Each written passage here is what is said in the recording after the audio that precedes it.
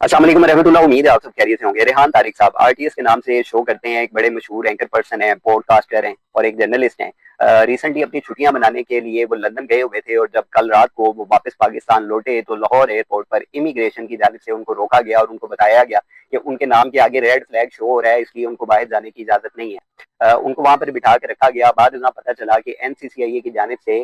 उनको गिरफ्तार किया गया है। आज सुबह उनको जिला कचहरी लाहौर में अदालत में पेश किया गया और उनका 6 रोजा जिस्मानी रिमांड जो है वो ले लिया गया है और उसके ऊपर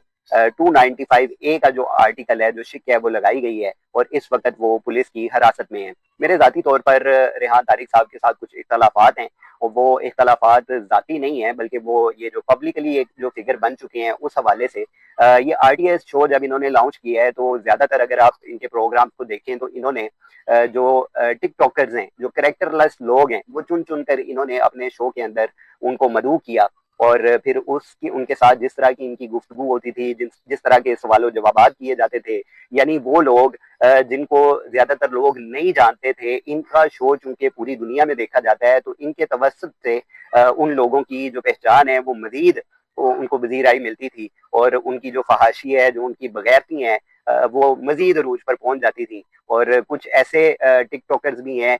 जो इनके शो पर नहीं आए और ये खुद उनकी पॉडकास्ट करने के लिए पहुंच जाते थे, जिनमें जो रजब भट्ट नामी जो नासूर है वो सरे फहरिस्त है। इसके अलावा दीगर लोग हैं जिनकी खुद जाकर इन्होंने पॉडकास्टें की हैं। अभी रिसेंटली जो ये सारा इनके साथ जो वाकया पेश आया है उसमें इनकी रिसेंटली जो एक पॉडकास्ट थी जिसमें इन्होंने जवाद नकवी साहब को बुलाया हुआ था और उससे पहले हनीफ कुरैशी साहब को भी इन्होंने बुलाया था। तो इस पॉडकास्ट के अंदर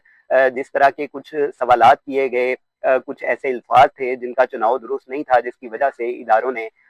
ये संगीन कदम उठाया है और उनकी गिरफ्तारी को यकीनी बनाया है। तो इस वक्त उनको भी एहसास हो रहा होगा रेहान तारिक साहब को कि जो उनका शो था वो बड़ा अच्छा था, पूरी दुनिया लोग उसको देखते थे, लेकिन उनमें आपको चाहिए था कि आप पाकिस्तान का जो एक अच्छा टैलेंट है, जो एक अच्छा चेहरा है, जो अच्छे लोग हैं, जो काबिलियत रखते हैं, लेकिन वो रियासत के आप कह लें कि वसाइल ना मिलने की वजह से वो कहीं पीछे रह गए हैं, उनकी डिग्रियां कहीं काम नहीं आ रही, या वो लोग जो आर्टिस्ट थे जो कुछ चीजें बना लेते थे, ये सारे लोग पाकिस्तान के अंदर बेतहाशा मौजूद हैं।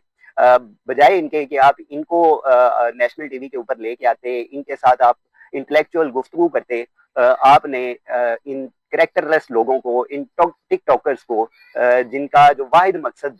लोगों को गुमराह करना है, नई आने वाली जो नौजवान नस्ल है उसको ट्रैप करना है, तो आप कहीं ना कहीं उनके साथ इस जुर्म में शरीक भी हुए। और ये सारा जो मामला इस वक्त है, जितने भी सोशल मीडिया के प्लेटफॉर्म इस वक्त चल रहे हैं पाकिस्तान के अंदर, उनमें से जो ये खास तौर पर जो टिकटॉक है, मेरी ये इदारों से खास तौर पे दरख्वास्त है कि इस प्लेटफॉर्म को पाकिस्तान के अंदर मुकम्मल तौर के ऊपर बैन कर देना चाहिए। अगर आप फहरिस्त उठाकर देखें तो इस टिकटॉक के प्लेटफॉर्म के ऊपर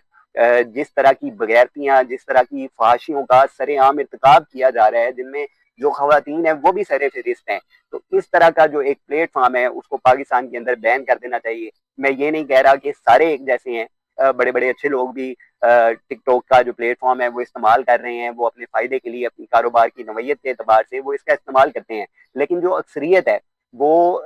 इस तरह जिस जिस नवीयत के आप कह लें कि हरकतें इस टिकटॉक के प्लेटफॉर्म पे करते हुए हमें नजर आते हैं, वो यकीनन पाकिस्तान के लिए बहुत बड़ी जिल्लत और रुसवाई का बायस बनते हैं। और फिर इन्हीं बगैरतों में से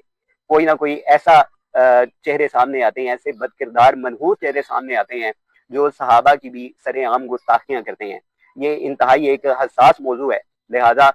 इदारों को चाहिए कि ये जो प्लेटफॉर्म है टिकटॉक, इसको पाकिस्तान के अंदर मुकम्मल तौर पर बैन कर देना चाहिए। और रही बात रेहान तारिक साहब की, तो उनकी जिस तरह की गिरफ्तारी की गई है वो एक एतबार से काबिल मजम्मत भी है और इंशाल्लाह उम्मीद है कि यकीनी तौर पर वो चंद दिनों में दोबारा वापस भी आ जाएंगे, उनकी जमानत भी हो जाएगी, उनके सारे मामला भी दुरुस्त हो जाएंगे। लेकिन सिर्फ इनसे आज जाना दरख्वास्त ये है कि आप पाकिस्तान का अच्छा चेहरा अपने नेशनल टीवी के ऊपर लेके आए, ना कि ये जो करेक्टरलेस टिकटॉकर्स हैं, ये जो बेगैरत लोग हैं, इनको आप नेशनल टीवी पे दिखाएं। जज़ाकल्लाह।